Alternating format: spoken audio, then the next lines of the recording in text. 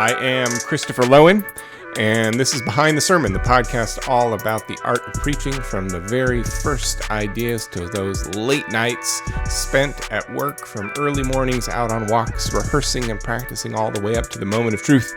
This show, Behind the Sermon, we pull back on the curtain on the rocky and beautiful and terrifying and wonderful and hopefully memorable, unique event in time known as the sermon. Thanks for joining me again for another show where here on the Behind the Sermon we roll recent audio of a sermon that I preached, this time yet again here in beautiful Southern California at the Redlands Adventist Church. And you'll get to hear my commentary from behind the scenes. What happened to put this sermon together? What didn't I get to say? What did I wish that I had to say? And how would I do over if I had it to do all over again? Thanks again for joining me. I'm not sure what number this episode is. I think we might be on 25 or 6 or something like that. But we are in the middle of a sermon series called Mountains and Valleys, and we've been exploring all sorts of different mountains and valleys of life, metaphorically speaking, and literal mountains and valleys in the Bible. And so as we begin the show, I always like to give a little bit of context about what the sermon was about and what was trying to happen and what we were doing, what the goal was, and all those different sorts of things.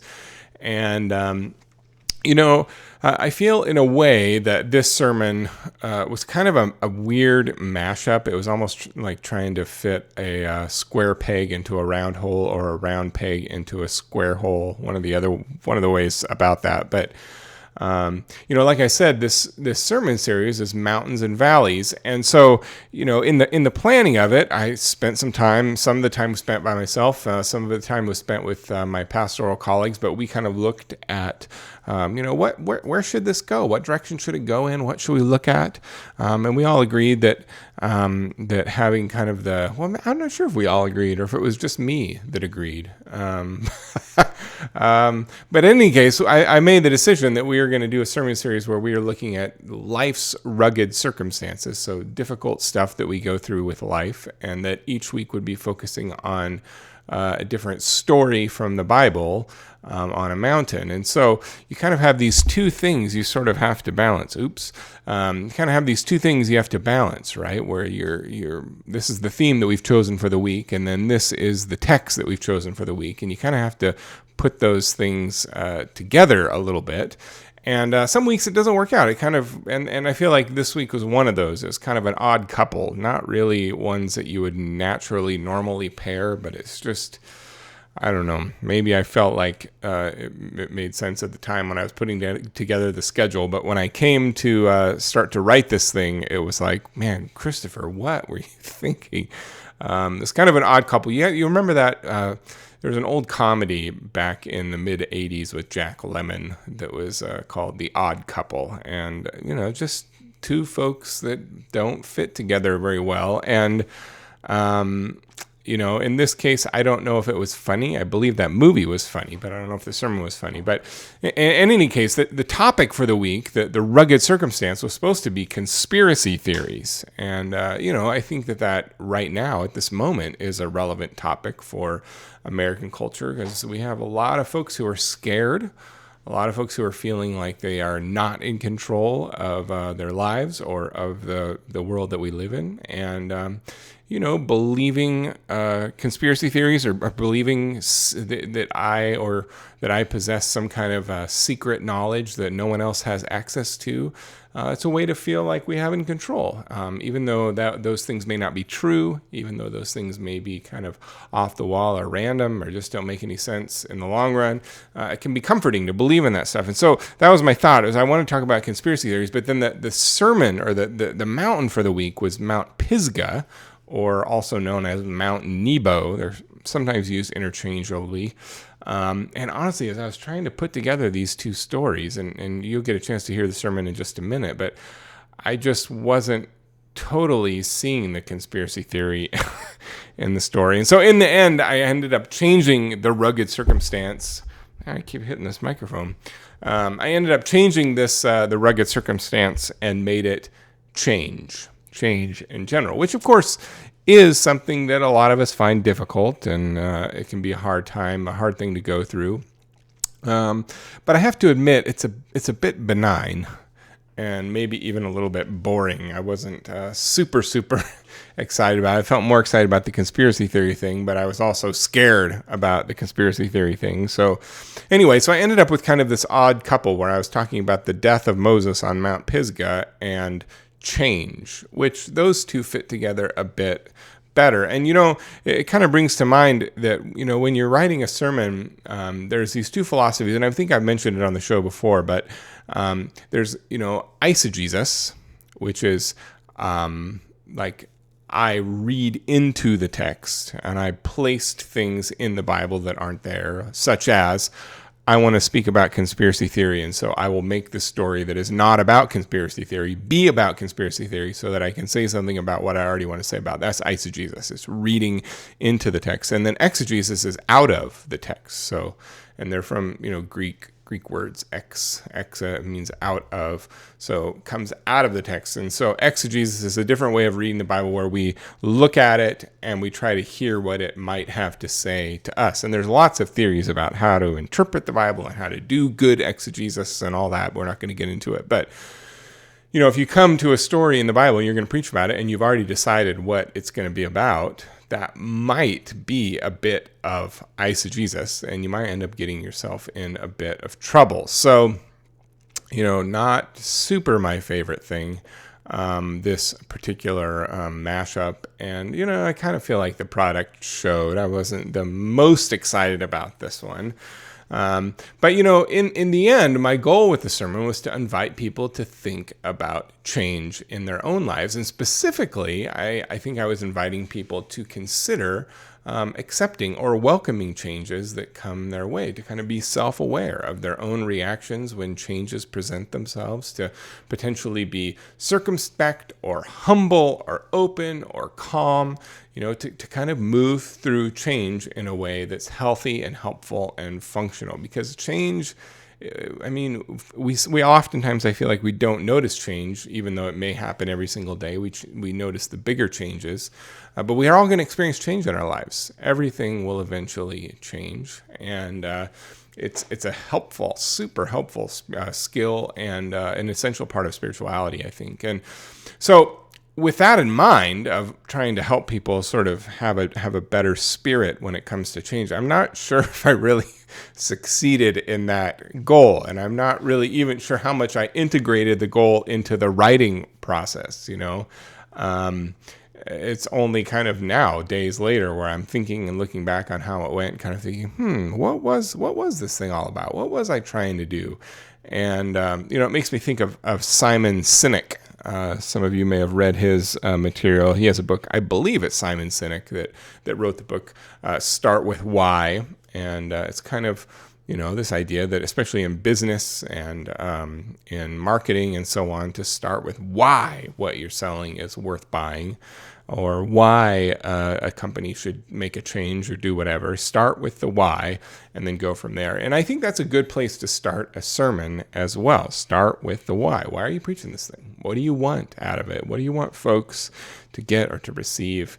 It's a good question to ask. So there's kind of the intro. Mount Pisgah, end of Moses' life, gets this. I loved that line. The consolation prize, that Mount Nebo is Moses' consolation prize for not getting to enter the promised land. But I love that stuff. I think I had a fun time kind of playing with it. But you get a chance to listen to it now. I'm going to go ahead and roll the sermon here, and I'll be back with you on the other side for Microphone Therapist. All right. Thank you, Lynette. Beautiful stuff. It's good to be with you today, folks. Can you all hear me? I have a couple of different video things going on in my office. So I'm going to be looking around, but I have a lot of your pictures right here if I look here, but I'm going to focus on you up here. We had a bit of a camera issue just a moment ago, so I'm grateful to Danny for helping me navigate that before the sermon time. So we got the good camera, we got the good lights, and here we go. Happy Sabbath. I'm grateful for Pastor Todd, who preached for us last week. and for the many volunteers and musicians and technical people that made our evensong last night possible. It was a beautiful thing.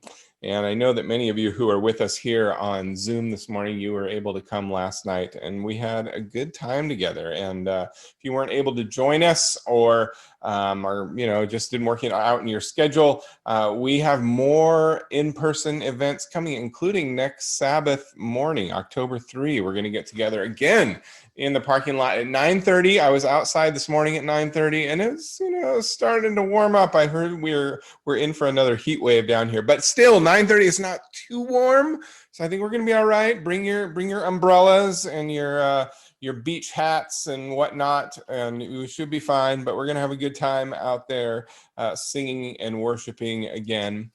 We are in the middle of a sermon series called Mountains and Valleys, where we're looking at metaphorical and literal mountains and valleys. We're looking at the mountains, the rugged circumstances that we go through in life, the difficult stuff, and then we're looking at literal mountains in the Bible and asking those stories to teach us a little bit about navigating life. So we've looked at Ararat and Mount Moriah and Mount Sinai. We've talked about chaos and fear and anxiety. And today, our rugged circumstance is the circumstance of change. The circumstance of change. And if you're a guest with us today, you won't have heard me frequently talk about how my children are creatures of habit. But if you guys know me a little bit, you know that I frequently mention how my kids are creatures of habit. They do well when things kind of stay stable and do not change. They have bedtime routines and morning routines and after school routines and eating routines.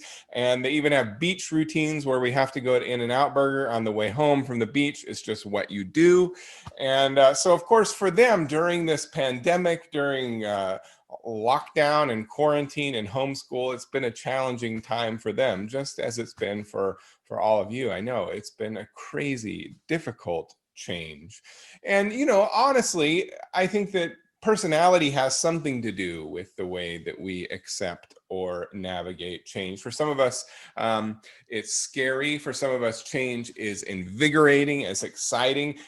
I spent some time with The Journey, the spiritual retreat that the Southeastern Conference offers to pastors, and we talked about the need that people have, kind of the internal psychological need of having new experiences. So there's, to some degree, we all need a little bit of change here and there, but for some of us, it's stressful. For some of us, change seems just ridiculous. Why change anything at all? So I just want to invite you to have a raise of hands with me.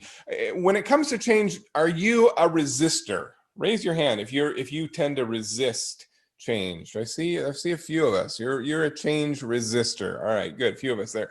What about a change acceptor? You accept change, you don't like resist it. You accept it, but you may not go seeking it out. All right. Who's a few of us? Raise your hand if you're there. All right. So accept. What about creator? Who is a creator of change? Some of you, if you were Sawyer, I saw you, Pastor Summer. Some of us create that change. Yeah. So we all have different personalities when it comes to change. We relate to change in different ways.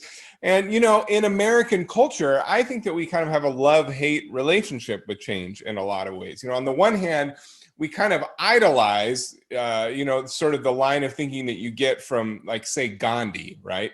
Be the change you want to see in the world. We celebrate change. We talk about how change is important. We put our whole purpose and meaning in life in the context of change. So that's kind of on the one hand. But on the other hand, I think we as Americans, we can kind of be stubborn to change. We can be resistant to change. We can be skeptical of change. And maybe that is some of that sort of American exceptionalism a little bit. But, like, for example, we still use the imperial system of feet and inches, as opposed to the rest of the civilized world, which uses a system that's called the metric system that actually makes logical sense. We resist change because we're different and we're thoroughly monolingual. I mean, I know that a lot of us speak what I've been told is the language of the kingdom of God, Spanish, But still, America, we're insist on English only as the the official language,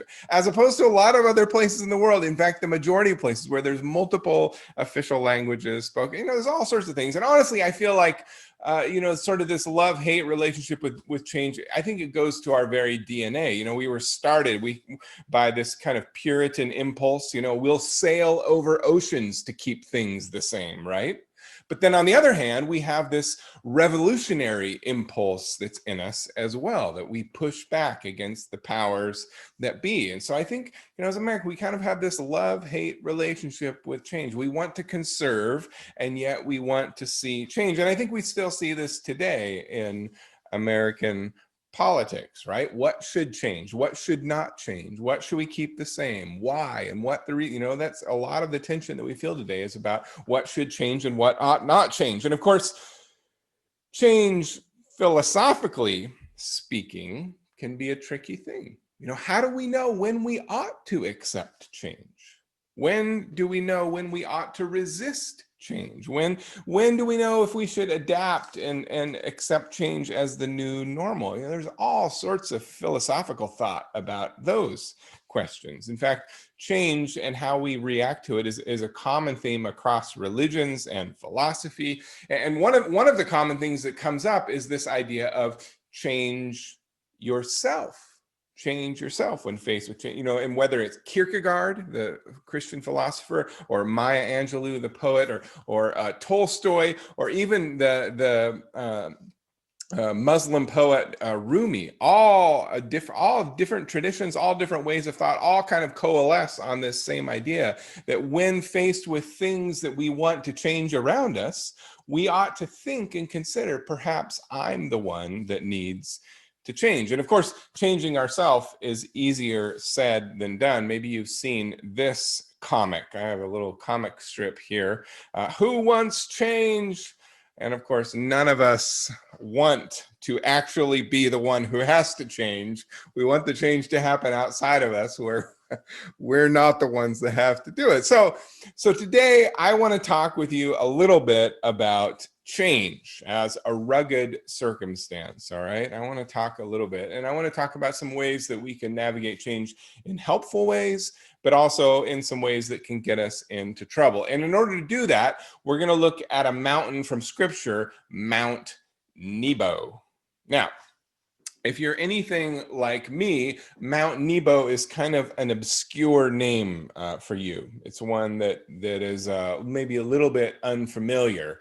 And in fact, Mount Nebo is frequently interchangeable, or used on one hand or the other, or interchanged with the term Mount Pisgah.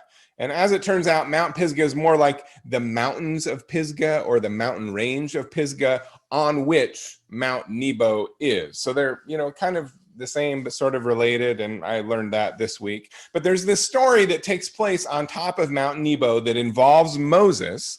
And it's a story that I think illustrates the whole subtext of it is about change. So here's the story. For some of us here, we'll be familiar with this, but I just want to make sure to bring along anyone who's not.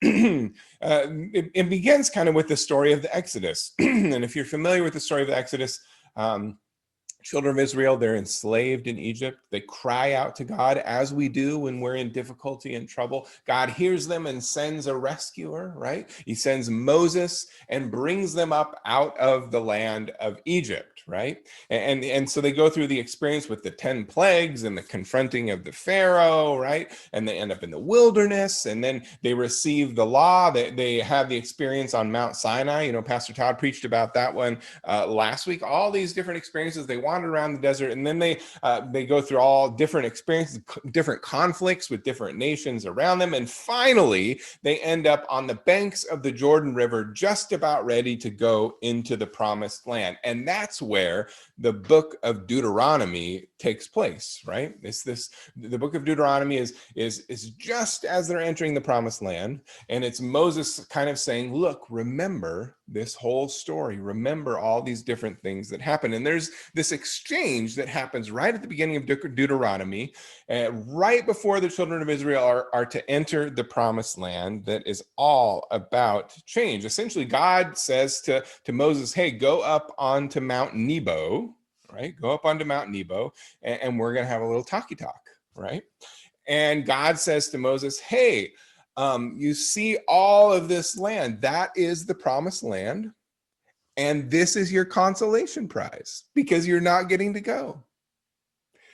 And I read that in one of the commentaries, that Mount Nebo is a consolation prize. And it's kind of sad and terrible, but also true as well. Mount Nebo was Moses's consolation prize because Moses had made some mistakes, and there's kind of some debate. We'll talk about that in a minute, but there's kind of some debate about whose fault it was, and was Moses trying to, do this? I mean, the famous way that we talk about it is Moses struck the rock instead of speaking to the rock. We'll get back to that. But in any case, God says, look, Moses, you are not going to go with them there. In fact, this is the end of the road for you. Mercy.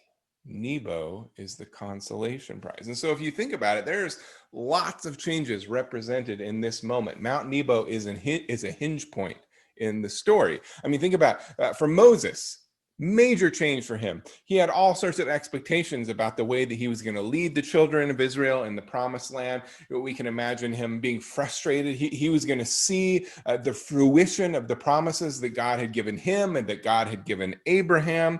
And in a lot of ways, of course, I mean, death itself is a change. I mean, all sorts of changes for Moses personally. But then this also represents a change for Israel, right? They were at Mount Nebo or surrounding the story of Mount Nebo. They were going to have a change of leader, right? Moses was no longer going to be their leader. Joshua is going to be their leader. They were going to have a change in status where they were moving from being refugees. They're no longer slaves, but they were refugees, right? To become citizens of their own country. Change in lifestyle from being kind of nomadic gatherers running around in the wilderness to being residents. There's a financial impact. There's lots of stuff, and especially in the first 10 chapters of Deuteronomy, about how the expectation was that there would be an economic change for the people of Israel. And so you can read in chapter 8, for example, where God says, when things start going really well and when you're wealthy and you build fine houses for yourself, remember that you were slaves so that you are generous to people around you. So there's a status change where they move from being people who are poor and people who are just gathering for sustenance to being people who are agrarian and they have farms and they're able to build for themselves wealth. So for Israel as a people, this is a shift, right? And then for Joshua, it's a change, right? He goes from being a dude who was a spy, right? He was someone who was taking orders from Moses to being the one who was in charge, to the one that had to make decisions and maybe even give orders. And all of this is not to mention the change that this would represent for the Canaanite people, right? This is the land that they're in, and the Israelites are going to come in, and there are going to be all sorts of changes for them. And we're not going to go into all the details, but Nebo is a hinge point, and it represents major changes for all the parties involved. Are you with me? It makes sense? We're there? Nebo is a moment of change. Now, here's the thing about change. The question is not if change will happen, because change it's part of life. I mean, we better get used to it because it changes for everyone. It changed for people thousands of years ago, and it's going to change for us. Change is part of life. So the question is not if, it's how we deal with it. And, we could be like Lynette's cat, right? And fight it tooth and nail, right? We can do all sorts of stuff. And of course, we humans, we are super creative with the way that we deal with change. The question is not if change comes to us, it's how we deal with it. I have a video clip that I want to show you here. Some of you may have seen it a couple of years back. It illustrates one way that we like to pretend that no change needs to happen at all. So here we go. It's just, there's all this pressure you know? And sometimes it feels like it's right up on me, and I can just feel it, like literally feel it in my head, and it's relentless. And I don't know if it's going to stop. I mean, that's the thing that scares me the most, is that I don't know if it's ever going to stop. Yeah. Well, you do have a nail in your head. It is not about the nail. Are you sure? Because, I mean, I'll bet if we got that out of there. Stop trying to fix it. No, I'm not trying to fix it. I'm just pointing out that maybe the nail is causing. You always do this. You always try to fix things when what I really need is for you to just listen. Yeah, see, I don't think that is what you need. I think what you need is to get the nail See, out. you're not even listening now. Okay, fine. I will listen. Fine. It's just, sometimes it's like there's this achy, I don't know what it is. And I'm not sleeping very well at all. And all my sweaters are snagged. I mean, all of them.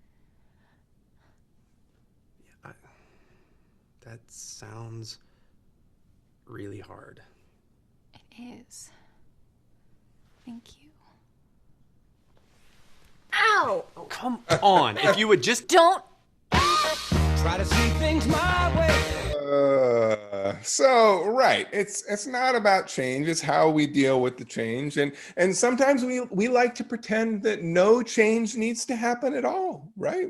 Sometimes we pretend or we even pretend that no change has happened. So the question is not if we will go through change, it's how do we deal with it? How do we navigate it? So how do you navigate change? Maybe you navigate change like Moses. If you were to read in Deuteronomy chapter 3, it starts in verse 26.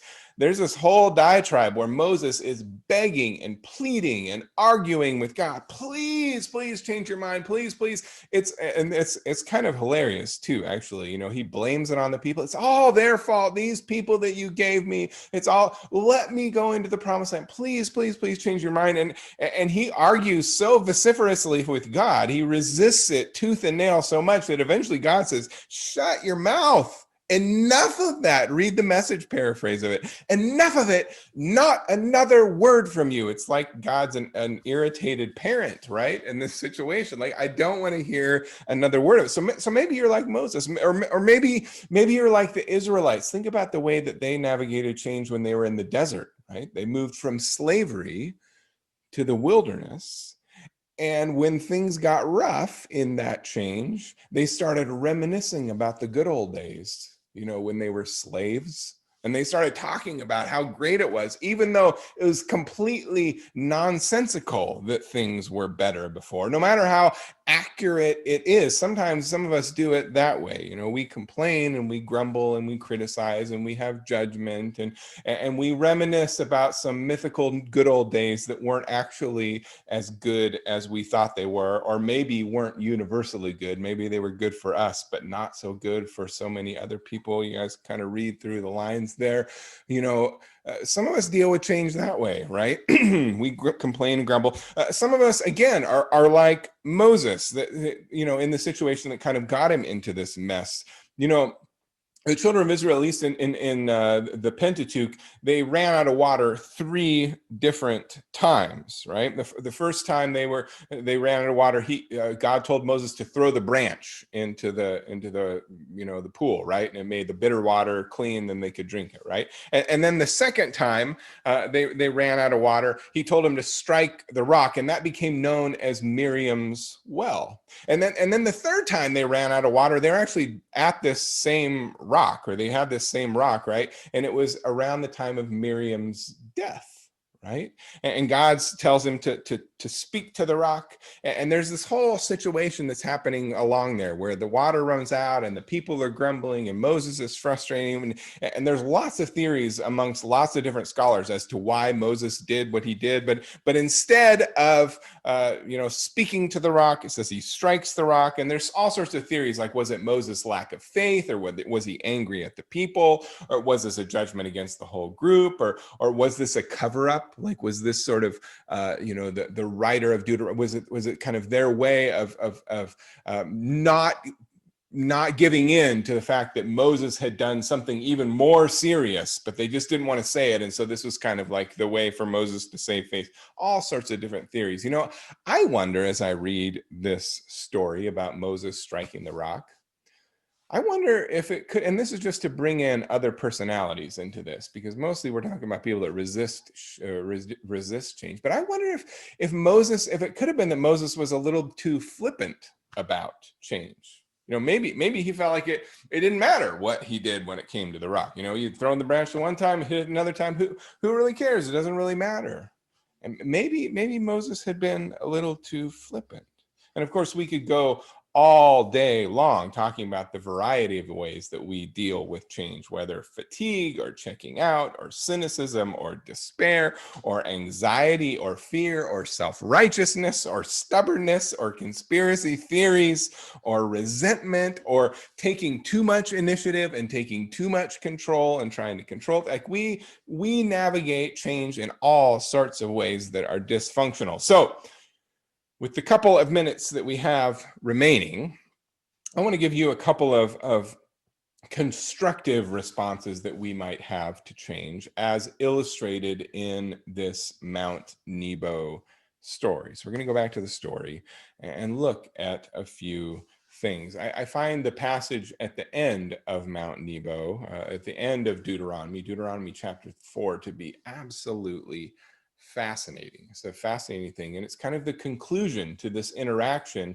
that takes place between God and Moses in Deuteronomy chapter 3. And really, so that's the first, it represents the first one. I think one option when it comes to change is to welcome it, is to accept it, is to make peace with it, or to integrate it. It's funny.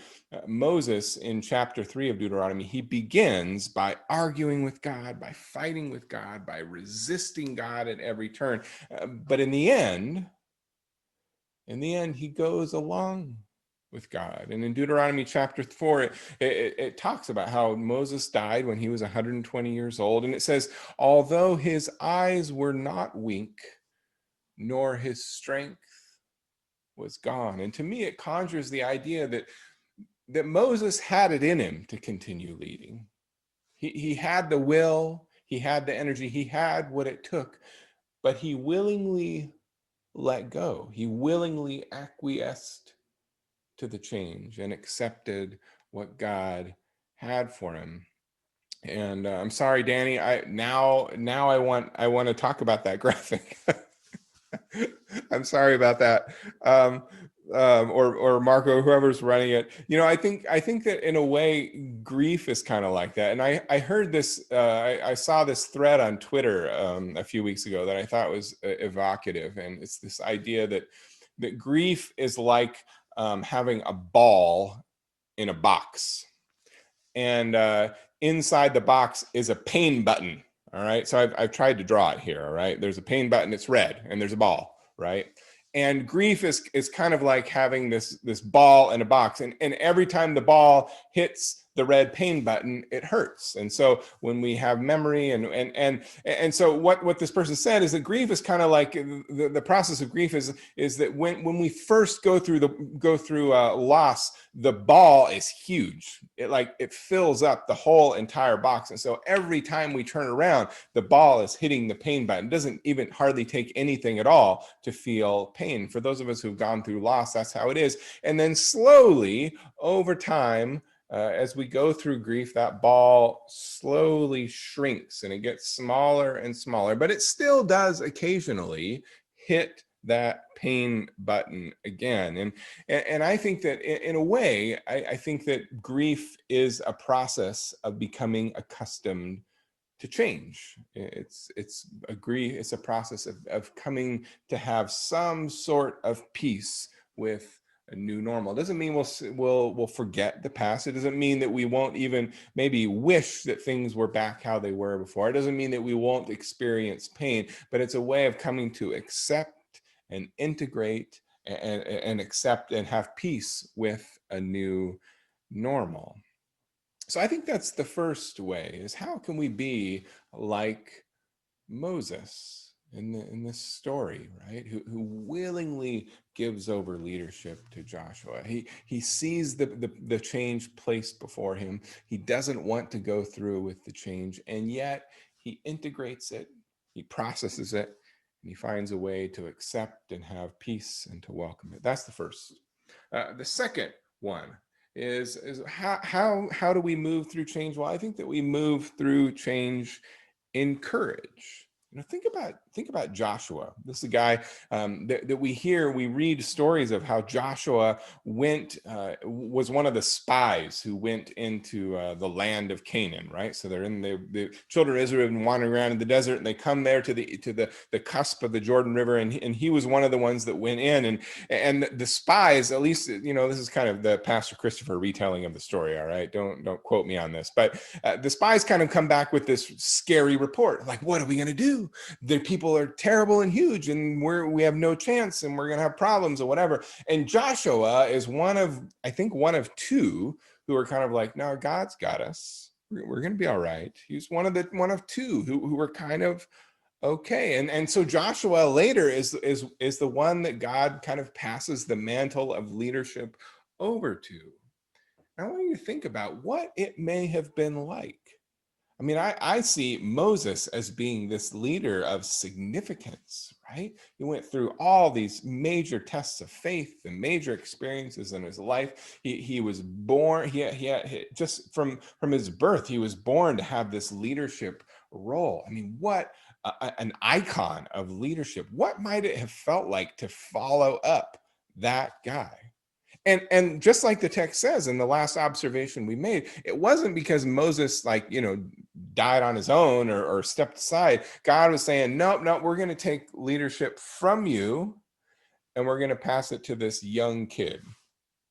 Man, what might it have felt like to be Joshua in that situation? What might it have felt like to be the rest of the children of Israel? Like, I can imagine them saying, no, we don't want Joshua. We want to keep Moses. He's been with us all along. I mean, I know that we complained about him, but this upstart, that's way, way more stressful. That is too much change. For me, I struggle with having a fear of heights. I always have. I've been scared of heights. And that picture that I was showing is this guy standing on top of the top of a crane on top of a building. And I have a fear of heights, and yet I have this kind of weird fascination with heights, if you know what I mean. I like to watch. There's these videos on YouTube of these guys. Many of them are Russian, and they climb to the top of buildings in very unreasonable, reckless ways that are terrifying and scary. And then they take pictures of themselves, and it makes me feel scared when I'm watching them, even when I'm sitting in my office. And they're called roofers.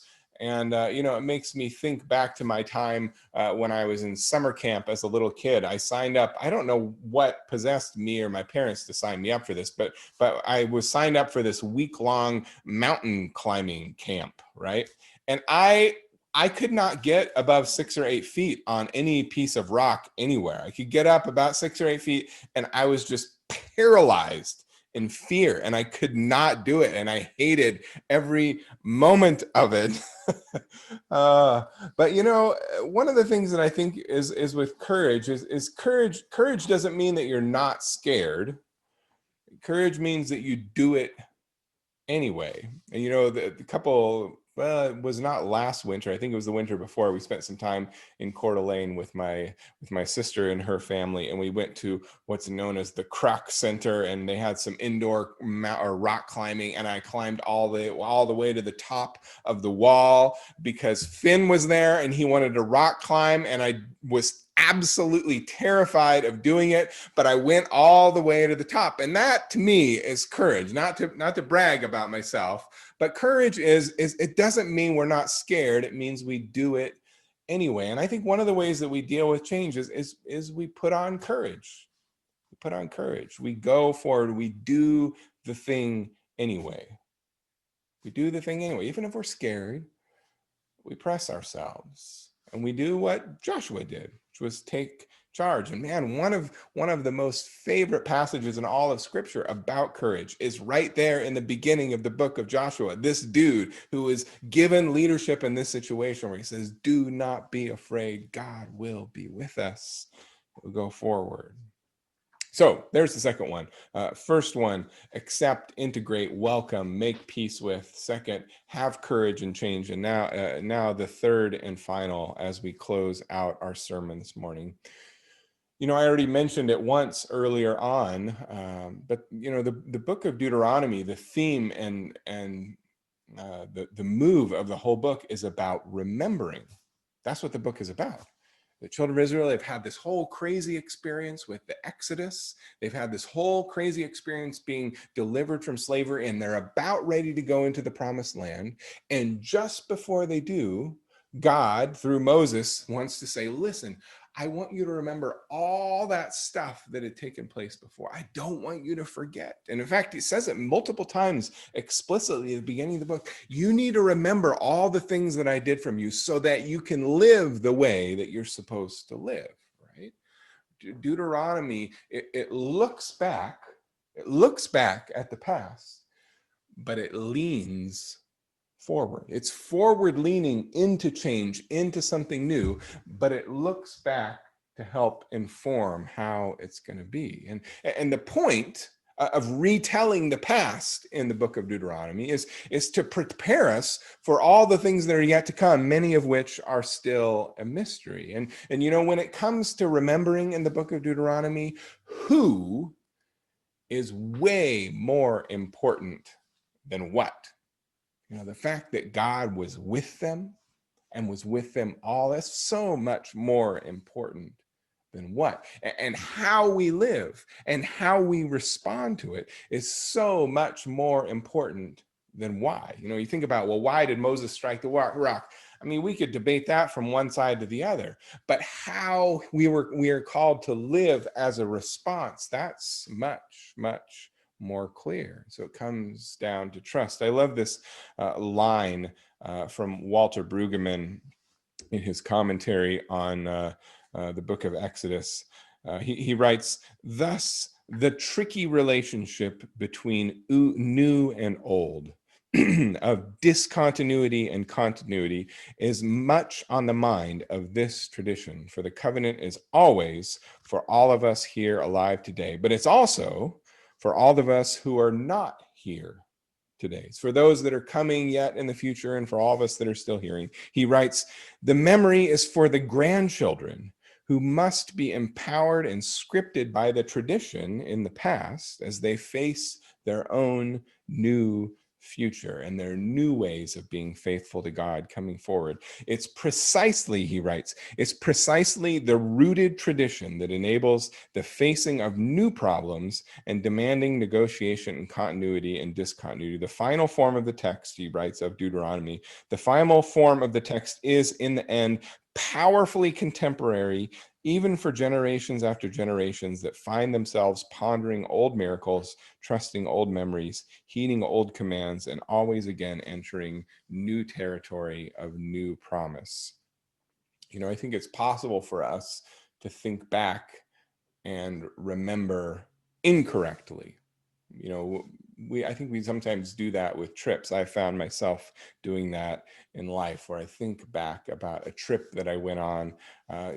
This one time I went to this resort in Oregon, in Central Oregon, in the high desert. Maybe that doesn't really sound resortish to you, but when I first went, I was like 11 years old, and this was just an absolutely amazing place. I found the whole experience to be totally magical. And then I convinced some friends and family a couple of years later how amazing and wonderful this place was. And so they actually went back there on vacation and invited me to come along, which was amazing and wonderful. But it wasn't nearly as good the second time around. My memory of it was so much better than the actual experience of it. And the point of memory isn't remembering back and grabbing hold of this old thing and keeping us back. The point of our memory is to help us interpret life as we go forward. And I love the motif of the kingdom of God as the now and the not yet. The kingdom, God's kingdom is here now, and yet we're waiting for it yet in the future. And we saw it in living color through Jesus' life and his decisions and his teachings, and yet we're still waiting for it. Now, the scriptures teach that the Holy Spirit, God's Holy Spirit, is like wind, and that he blows where he wishes. And the Holy Spirit's move in and through us and around us, I mean, that blowing changes our lives, it changes everything. And our goal along the way is to trust that, to jump on the wind, and to trust that God is holding us every step of the way. I want to pray a prayer called Blow Toward God's Newness. Let's pray. The news is that God's wind is blowing. It may be a breeze that cools and comforts. It may be a gust that summons you to notice. It may be a storm that blows you where you've never been before. Whatever the wind is in your life, pay attention to it. And the blessing of God, Father, Son, and Holy Spirit will abide with you always. Amen. Let's sing together one last song. Well, I hope that you enjoyed that. We're back here on the other side of the sermon with Microphone Therapist. It is it's kind of the second segment of the show, but it's something I like to do every time I do a podcast, and that's just to bleed into the mic, kind of just share, hey, this is what I thought about the thing. This is what I liked. This is what I didn't like. And I've already kind of tipped my hand a little bit that it wasn't my favorite sermon that I've ever preached. But what did I like about it? What did I not like? How did it go? How did it not go? What were the things that went into it? What was up? What was down? And everything in between.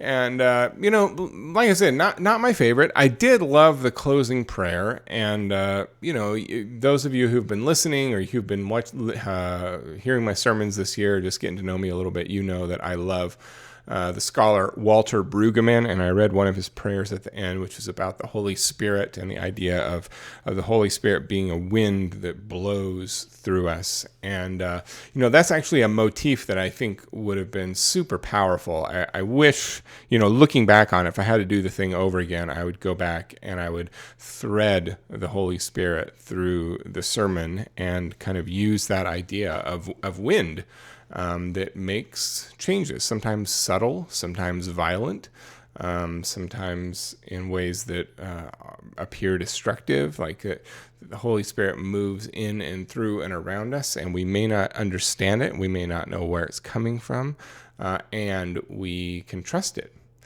And anyway, I liked ending there. And I liked inviting people to embrace that sort of change. And at the same time, I feel like, you know, I just didn't take advantage of it in ways that I could. So there you go.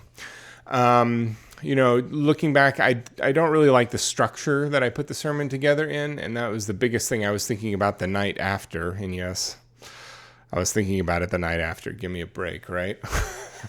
But man, that's kind of how it goes with preaching. You put your heart and soul into stuff, and it's hard to give it up. And so anyway, I was thinking about this sermon the night after on Saturday night, and I think I would have put it in a new order. I don't really like the order that it came.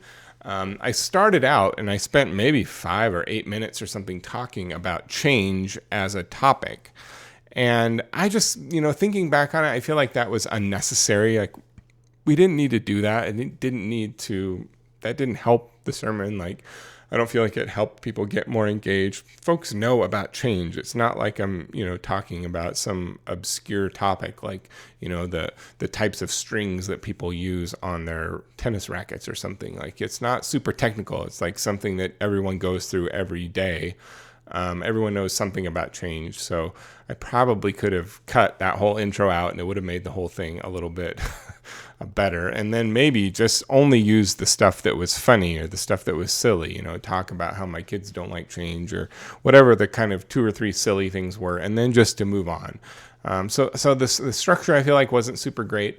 I had a technical problem in the middle of the deal, and I'm going to go ahead and do a little bit of a selfie video here and kind of show you what. I'm going to give you a little bit of selfie. So here's my camera set up, and you can see me there. I'm recording, and I got my notes here. And so I was using my camera like this and hooked into my computer, and there's this cool app. Whoa, that's quite the. Some of you like this view right here, right? Anyway, so I was using this setup, this camera app setup thing, and it froze right as church was starting. And we do this live Zoom church thing still on most weeks, and so I had to jump off and then jump back on, and it was stressful and crazy. And I was thinking about, well, should I just go with the internal webcam? But of course, the quality is way lower. I feel like the quality that you're seeing right now is much higher. There's it's pretty behind, and the lens is fast and bright, and just a different level of equipment than a webcam. So anyway, I was hoping that I could use it. So anyway, it was crazy, and especially during COVID, where we've all kind of become our own tech support crews, and it was a little bit chaotic. So I didn't like that about it. Now, finally, stuff that I did like. I really do love the interaction with the text, and you've heard me say this before, but I love making observations from the text, especially observations that I hadn't thought of before, or that I think that might be new for people, new ways of thinking about it, new ways of interpreting it. I love that kind of stuff. And so I enjoyed that. I had fun kind of playing with it. But, I feel like the most important question, or the most pressing question, or the question that I want the answer to the most was why was Moses kept out of the promised land in the first place? What did God have against him that was so bad and egregious? I mean, it kind of seems a little bit ridiculous and petty that Moses got kept out because he struck the rock with his staff instead of speaking to the rock. And it makes me feel like, well, what else is going on here? And if there is something going on here, what is it? And I didn't talk about that. I didn't get into that in the sermon. So I feel like I left a little bit on the table, or, like they like to say in sports, I left a little bit out there on the field, and didn't get it all done. But I feel like that's a really interesting question. And that actually leads us to the next segment of the show, which is called Killing Your Darlings.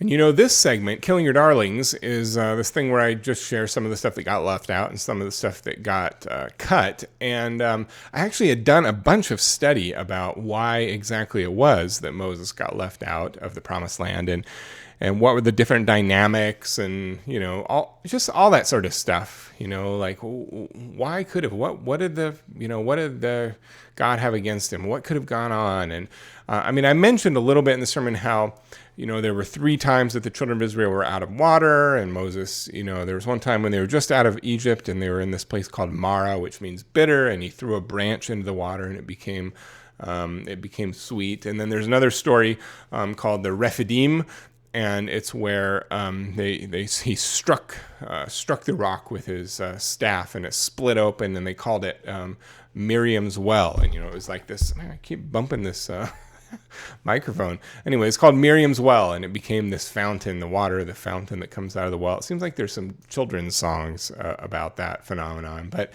in any case, then finally, when Miriam had died, there was a lot of infighting and quarreling and all this stuff, and Moses strikes the rock. And so there's all these different theories about why he did it. Some of them.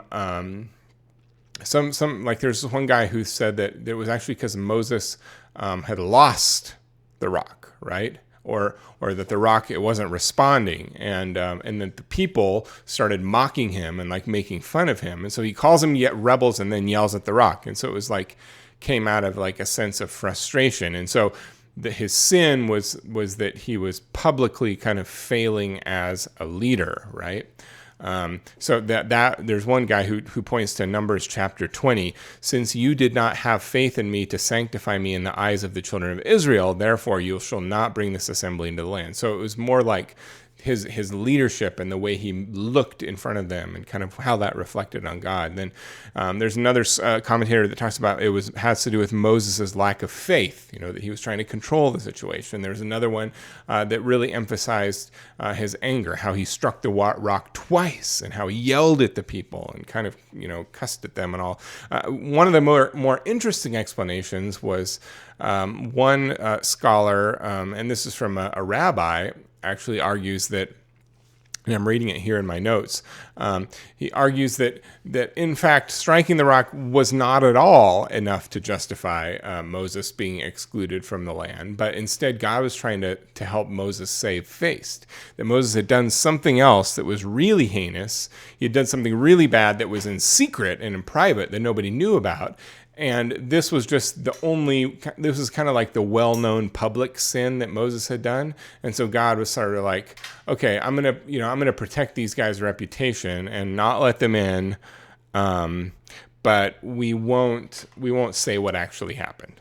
And in fact, some scholars, this one scholar said it was actually the sin of the calf that God was trying to protect them for, the sin of the calf, where they make the golden calf in the desert and so on. So anyway, all sorts of fun explanations about, why it could have gone down the way it went down. And I didn't have time to go all the way. I spent that whole introduction talking about change, and so I didn't get to do this. And this would have been way more fun than talking about change. I know, you're right. Exactly. Another thing that got left out was some conversation about wineskins. I like the idea in this story. There's this handing off, right? This handing off where Moses hands off power and leadership to Joshua, to the next generation, and that idea of the torch being passed. And I think that's a really important conversation. But it's a conversation that's present in culture right now. We're thinking about. I'm just thinking about we're almost at the election, right? We're a month and a half or 2 months to go before the election. And the people that, the two people that are going to be president are old white guys that are pushing 80, right?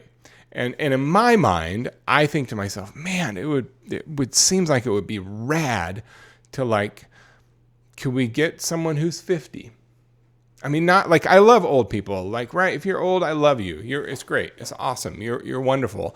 And I also think that maybe there are people who are, maybe a little bit younger who might have some new ideas. If you're a 75-year-old politician, you've probably done things a certain way for a really long time, and arguably, potentially, those things that you've done may have yielded what we have now. And I feel like what we have now is not working super well for anyone. And it's probably working even less for some other people. And now I'm getting myself into trouble because I'm starting to talk about politics. But in any case, it's important to pass the torch. At some point, older leaders who have been in leadership and who have been in power for a long time, at some point, it is their duty to pass that leadership and to pass that influence and to pass that opportunity to make decisions off to the next generation. And so, this is something I didn't really talk about. And in my mind, it makes me think about new and old wineskins, which is something that Jesus talked about. He says he uses this metaphor to sort of talk about how things need to change. And he uses it to talk about not just, the ages of leaders, but also the very structure of organizations or the structure of the church or structure of a country. And that no one pours, the metaphor is no one pours new wine into old wineskins or the wineskins will burst. Now, we don't have wineskins. The metaphor doesn't really work in a modern time, but apparently it worked then. But you can kind of get the point anyway, even though the metaphor doesn't work, which is, you need new vessels, new containers to do the new thing that's happening. And, if we want to see God work in new ways through, for example, a church, we have to change what we're doing. We have to change the structure. We don't change the substance. The wine stays the same, but how it's carried and how it's, it applies to church mission. It applies to how we live as a church in the world. So anyway, there's a bunch of stuff, there's a whole conversation. I mean, there's multiple sermons just there. You could do a whole series on wineskins. And how does the church need to adapt and change to do mission well in a new generation? And so anyway, all sorts of fun stuff there with passing the torch. All that got left out. I had a fun illustration about Apple computers that I liked that got left out. That was originally written in at the beginning, but I was trying to thin that thing out. Believe it or not, that whole intro was probably triple as long in my first draft, and and just got it thinned out a little bit more, and the Apple Computers thing. But there's this poem that was used in the Apple Computers Think Different campaign. That was when the Apple II came out. A long time ago in the 80s. And there's this poem, here's to the crazy ones, here's to the misfits and the rebels, here's to the ones who change things, who push things forward, here's to the people who are crazy enough they can change the world because they are the ones that do. And it was kind of in the section where I was talking about how we see and talk of change as being this huge virtue in American culture. And I certainly think it is. And how we casually talk about, oh, such and such changed the world, or they're going to change the world, or I had this experience and it changed my life and it was life-changing. And we use all of those in very positive ways. And it's interesting because not everything, not every change do we want. And in fact, a lot of people don't want change. They want things to stay. And anyway, you kind of know why that one got cut out, but I still kind of like that Apple poem. It would have been something I would enjoy including. So anyway, there's some babies for you, not some babies. There's some darlings for you that were killed along the way that had to be left out in order to make the sermon better. And maybe there should have been a few more. I don't know. We always ask that question. But so there you go, killing your darlings.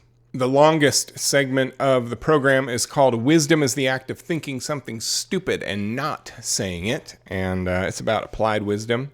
If I had this sermon to write over again, if I had it to preach over again, if I had to do the whole thing over again, what would I do differently? How would I change? What did I learn?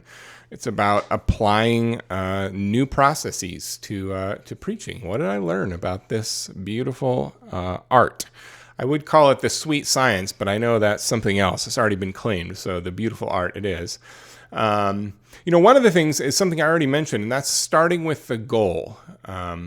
What do I want people to feel when going away? When people walk away, when they leave after hearing and having this unique event in time, what do I wish for them to leave feeling? What's the closing message? And starting with that, then kind of how do we get there along the way? I think it's a super important question to ask. What do I want people to leave with? And honestly, I really love, this is something that I've taught and thought about and practiced for a long time, but just asking the question at the end, what is the feeling? What's the emotion? Is it determination? Is it righteous indignation? Is it warmth and grace and love? Is it a feeling of being challenged? Do I want to leave them with confusion? There's all sorts of different things that I could, leave someone with in a sermon. And I think that's really, really important to ask. And it makes me think, especially this particular sermon, how important it is for me to ask that question as I'm writing, like at the beginning of the thing, as I'm putting it together. What do I want people to leave with? What is the core idea? And then work backwards from there. The second item about applied wisdom is something I've already kind of mentioned, and that's more text-based. I mean, sometimes I feel like I get a little bit too cute, and I like to, just like to play and to goof off and to crack jokes and whatever. And, I know that people enjoy that and it's fun. And there's something really good about being light and bringing some levity. But at the same time, I also feel like sometimes I underestimate people who are coming to church. And so if you're one of those people, I'm sorry. I apologize to you if I underestimate you.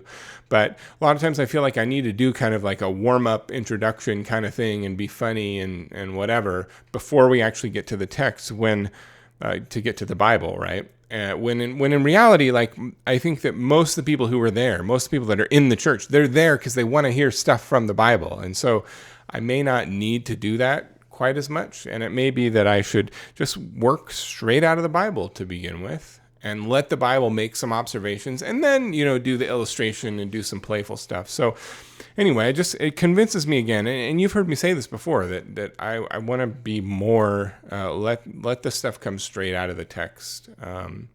And of course, with backdrop and explanation and backstory and all that kind of stuff is part of what makes it sing and dance. But let the teaching come out of the text. So the final thing is related to my camera issue. Man, I need to give myself more time. I need to properly test stuff. I'm running by the seat of my pants a little too much, and it causes stress, and it doesn't come together the way that I want it to. And so anyway, that's just something with technology. Always test your technology. Test it again. Test your technology. Just do it, okay? And you'll make your life a lot better. One of the segments we have added to the program of late is one called Intent versus Impact. It's all about feedback. What have I received along the way? What have I heard? What have been people been saying? What's been useful about the sermon? What's helpful about the podcast? And actually, I got some positive feedback, some super kind feedback from someone in our community who said that they watched the YouTube version of the podcast this week and appreciated it. So thank you for listening in on that. And again, if you're listening to the podcast, please know that we got the video of the thing going right now, so you can see my face if you want, and going through this podcast. But yeah, that's out there. And thanks again for the feedback. If you have other thoughts or things that you think that I should hit in this sermon, or if there's things about the sermon that you're like, man, I know this thing is called Behind the Sermon, but there's this whole area of the sermon that I want to know what's behind it, and you're not getting to it, let me know. I'd love to hear. I always appreciate your feedback and your kindness and your thoughts, and you can keep your criticism to, you can criticize me, just be gentle, all right? Be gentle, all right. Our final segment of the program is one called That'll Preach, and it's about homiletical bias, which is what preachers do when they move through the world and they read anything they read or look at anything they look at. They think, I wonder how I could use that in a sermon. And something that once you start preaching, you cannot turn it off. It's just part of you. It's just in there. You're constantly looking and thinking about ways that you can use material. And I have a running file. I have actually a number of different files. I have a file that's full of images and videos that I've collected, some of which I've taken myself and others that I have gathered from internet sources.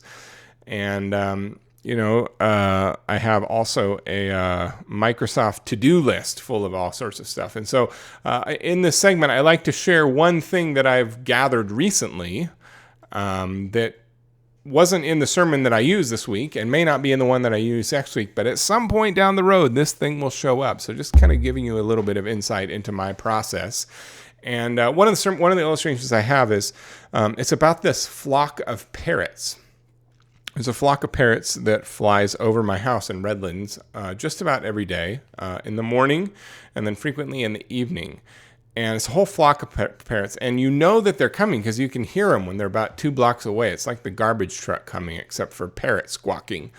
And they come flying through, and there's maybe like 30 parrots or 50 parrots. I don't know how many there are. There are a whole bunch. And I say parrots because one of my neighbors told me and my wife, hey, those are a bunch of parrots that were, a few of which were let out. They were domesticated parrots that someone had in their home, and they let them fly free, and now they've multiplied into this flock, right?